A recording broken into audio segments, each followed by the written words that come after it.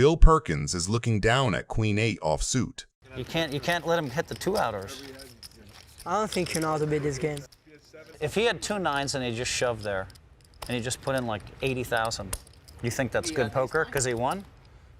No, is that good poker because he won? Or? I'm not saying that. I'm saying that he made the move on the right moment and in the right spot. You know what I mean? Okay. So, so he's playing really good poker. So he's like a great player now, huh? What are you saying? I want to hear you say it. You don't understand what I'm saying. You don't understand what I'm saying. Tell me. He's a great player, right? This guy? You don't understand what I'm saying. Pre-flop sets the stage for a classic collision between a fearless professional and a wealthy amateur who refuses to back down. It was great poker. I folded. He got me off a pair.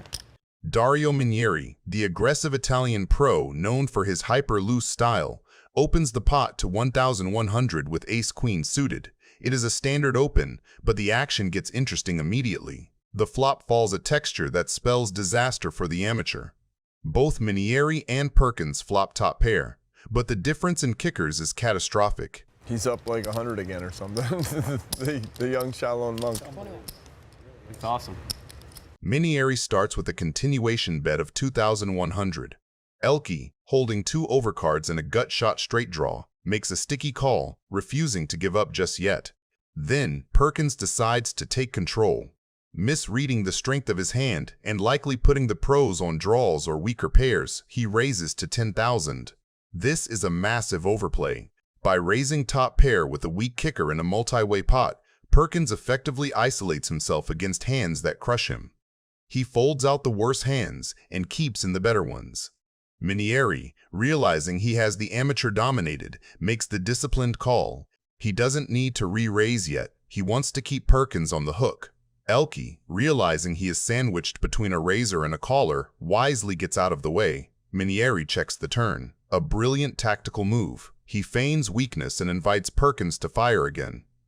And Perkins does take the bait. He bets 15,000, fully convinced that his queen is the best hand. He is value owning himself betting for value when he is actually behind. 56.1 more. Minieri moves all in for 70,600. Minieri springs the trap. He shoves all in for a total of 70,600. This is the moment of truth. Perkins has bloated the pot with a marginal hand and is now facing a shove that represents extreme strength. You must have me beat. I'm just gonna look at my pocket for a second. This doesn't go on the table. Let's see what I got left. Tell me what you have and look at my face. I bet you don't. Come on, I can't get an edge on that because I'm already made my bet. I did already my bet. Are you gonna show your hand? I can't answer this now. Amanda. I can't answer this now. Can she make you show your hand? I don't want him to show his hand. Oh, come on, guys. Amanda, you got that one right. That was a good answer, because the hand's not really over. Just for agony's sake, I think your hand's worth $56,000. I want to see your hand. He calls. Ace queen. You got it. What do you have? Queen 8. How many times you want to run? 3. Okay. River number 1, 5. 5. You didn't have any ace. I gotta give you good news. River number 2, tray of spades. Oh, good talking, Dario. Shot for an 8. For my friend, 1 time for Texas, an 8 for Texas. This game's sick. Texas, you River number 3 goes to Dario. Take it. Ship full cargo to the Italian. They ship 80,000 with 1 pair at this table. All right, let's rebuy. Tony G is looking down at King 5 suited. Pre-flop begins with a textbook display of small ball, aggression that quickly lures the entire table into a treacherous multi-way dynamic.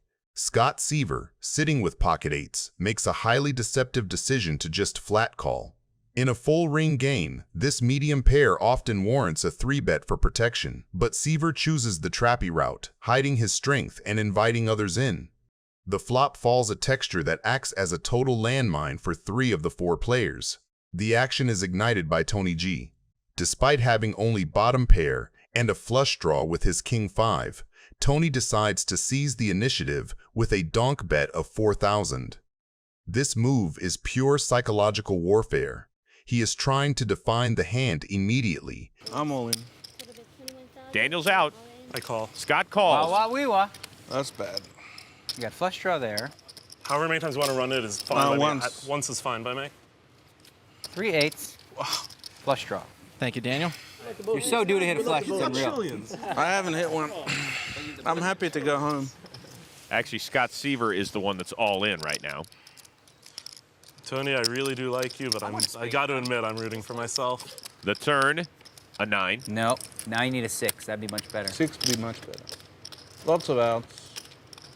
Come on, dear, let's do it one time. I don't know. Us kids on the internet talk about too many outs syndrome.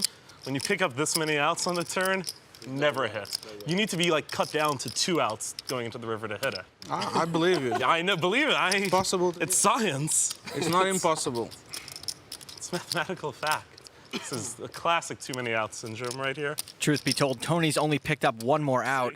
The river's the 3 of diamonds. Too easy. She's consistent. Well, thank you. See you later, man. Well done, everyone. You Take ran care. like awful. Nah. Tony seems to think he's busted. Phil Lack is looking down at pocket 7s. I think he plays pretty well. You really mean that? I almost want to bet you 10K you can't pass a lie detector test. Saying that you believe he plays really well. Antonio's my PR guy for me getting paid off in these games and stuff, you know? I slip him a little. I haven't had a 3 of a kind in 130 hands. You just come right in and... Hockey sticks for lock. No problem. Min raises. I mean, that's your image. You don't even, like the guy crying calls with 3 kings, you know? Cassavetes Crying calls. call with 3 kings, yeah. There's no raise there, sir. Yeah, just check, call. Pre-flop begins with a fascinating mix of professional cunning and Hollywood ambition. Locke kicks things off from early position. His hand is squarely in the implied odds category and opens the pot to 800. Nick Cassavetes, the famous film director and a capable amateur, spots an opportunity to set mine with pocket 4s. He makes the disciplined flat call, hoping to flop a miracle. The action then moves to Barry Greenstein in the blinds. Barry has cultivated an image of a tight, solid player for decades. He decides to weaponize this reputation and decides to put in a squeeze play. He raises to 3,500, hoping to leverage his image to force folds from the medium pairs of Locke and Cassavetes. However, the price is too tempting and the stacks are too deep. Both Lack and Cassavetes make the call. Barry, it looks like a phenomena. That's all you have? Sorry. Short stack Barry doing it to the people. You know, it's what, every time I see you on TV, You gonna let him call you short stack Barry? he's got like 28,000. He's doing the short stack torture on everyone. And you have like a little fortune, 100, 200. A little over 100. The board is terrifying. The action checks to the pre-flop raiser. Greenstein, maintaining his aggression, bets 5,000. He is semi-bluffing, trying to represent an overpair like kings or aces. Lack check raises to 7,200. It is a massive power move that screams strength. I full. Barry convinces himself that Lack is making a move with a draw. Moves all in for 34,000. Come on, Barry, one time. And Locke insta-calls. Handshake. Well, I sure would have liked that. Hey, how about this, Barry? We do it 3 times, but only the One first time, and last Barry, times count. One time. Punish the Unabomber. Okay, how about this, Barry? We run it 2 times, but only the second time counts. Because the first one I don't feel good about. Come on. Oh, I 2 like times. that. The second 2 one times, counts. the second one counts. Come on, you know as a math guy, it's the same thing. 1 time, just the first one, that's the one that has to What'd you count. fold? 8 of hearts. The first one's gonna be a loss. I can feel the How do you just come in and make hands like this? Is why he wins. I'm sitting here for 10 hours. telling me this guy's not good? And then I get involved 3 with a guy kings, who top set. I mean, it's unreal. It's just unreal. Except now I'm against an opponent who runs it once. And then he raises 75,000. There you go. Let's put an 8 of hearts out there. 8 of hearts. 4 of spades. Oh, boy. Cassavetes would have made a set. Set over set. That's so sick. To the river, 5 of spades, and Barry has gone broke. Wow. Wow. Now you and I would have had action with the 5 on the river. We would have gotten it. We would have gotten You it would've all. got Yeah, we got the whole thing. All you have to do is not No, raise you like bet a he monkey. calls. Bet call. Well, I said, It's for luck. what am I supposed to do? LOL Cashmans.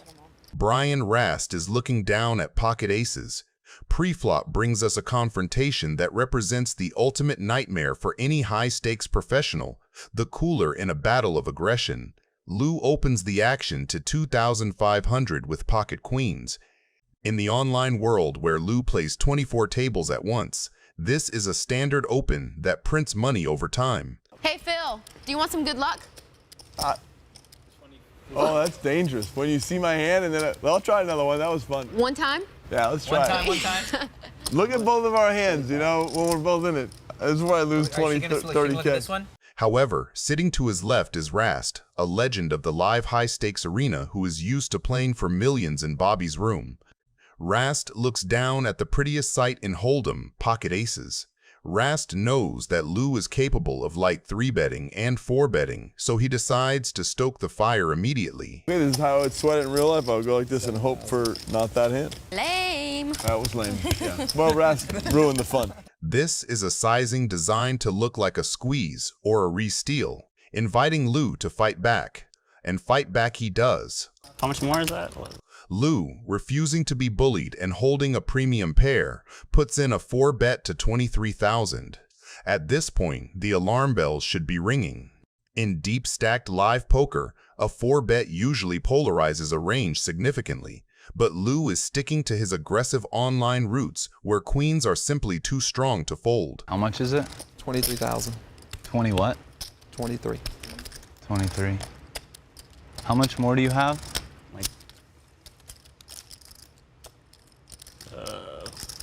Less than, not that much more.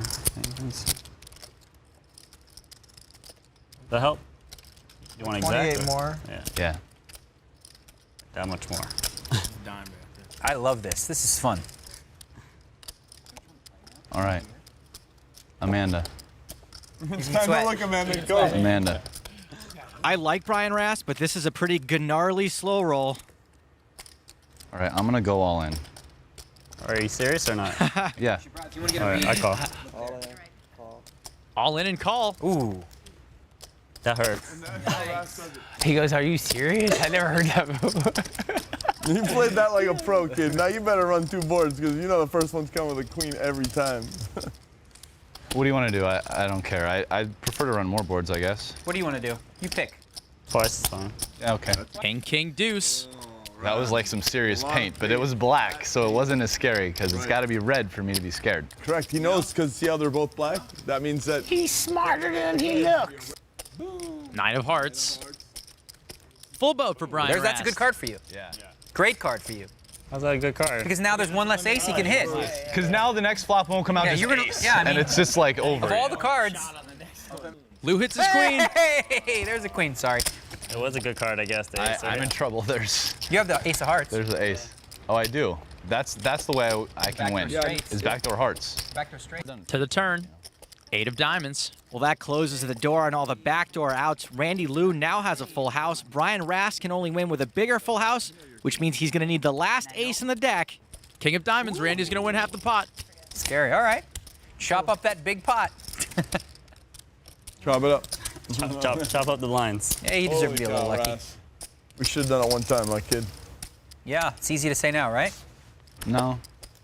You never know. I'm a funny pro, I guess, because I can't help but think that stuff. So look what happens, Matty. You sweated his cards, and he just lost, I don't know, 60,000. Yeah. Phil Ivey opens the action to $30,000 with ace-queen offsuit. It's one of those hands that plays beautifully as a raise, strong enough to push folds, but not so premium that he wants to trap. With Ivey's reputation, this sizing also tells the table he could have anything from suited connectors to monsters, which keeps opponents guessing. Antonio calls with 10-9 suited, a hand designed to punish big aces if it connects in sneaky ways. Suited connectors like this can win disguised pots, especially deep stacked, and Antonio knows he's the type of player who can pressure later streets if he senses weakness. It's bone dry, no clear draws, no top pairs, and Ivey has all the range advantage after raising preflop. Maria checks as expected, and Ivey seizes the lead with a $60,000 continuation bet. He wants to fold out junk and keep worse broadways honest. Antonio doesn't just call, he raises to $150,000. This is a statement. He knows the board favors Ivey's high cards, but it doesn't actually connect with them. A raise here puts maximum pressure on one pair hands and tests whether Ivey is really holding aces, kings, or a hand that can keep going. Maria steps aside quickly, leaving Ivey to make the decision. That flat says everything. He isn't buying Antonio's story, and he wants to keep him firing. The turn brings the 5 of diamonds. It's a card that shifts the landscape slightly, giving straight possibilities with a 4 and bringing in the backdoor diamond draw. Ivy checks, staying consistent with a range that could easily include strong aces or even slow play pairs. Antonio bets 152,000, a continuation of his aggression that looks perfectly credible. It tells the story of a big pocket pair protecting itself, or even a set that doesn't want to give free cards. You think Phil Ivey became the kind of guy who forgets his best friends being inducted into the Poker Hall of Fame by folding turns? Come on. But Ivy doesn't flinch. His call here isn't just about the strength of ace-queen high, it's about forcing Antonio to keep proving his hand. With the pot ballooning, Ivy knows every future decision will be magnified, and this measured call keeps his range strong and his options open. The river falls the jack of clubs, and now things get brutal. The card looks innocent, but it secretly upgrades Antonio's 10-9 for Ivy. The board still looks like a miss for a lot of Antonio's bluffs, and this is where he flips the dynamic. I just realized if he bets here and it's a bluff, he could go to the cage. That's a huge bet. That's 60% of his chips. And there's the bluff card! Oh man, Phil Ivey could be going into the cage. I want to get to know you better. Let me know who will you choose between Phil Ivey and Antonio Esfandiari as your favorite player, and who should we compare to next? Let me know in the comments. All in. No! He shoves! Phil's not going into the cage. This is literally the most disappointed I've ever been. Antonio's just missed out on the chance to put Phil Ivey behind bars and win $25,000!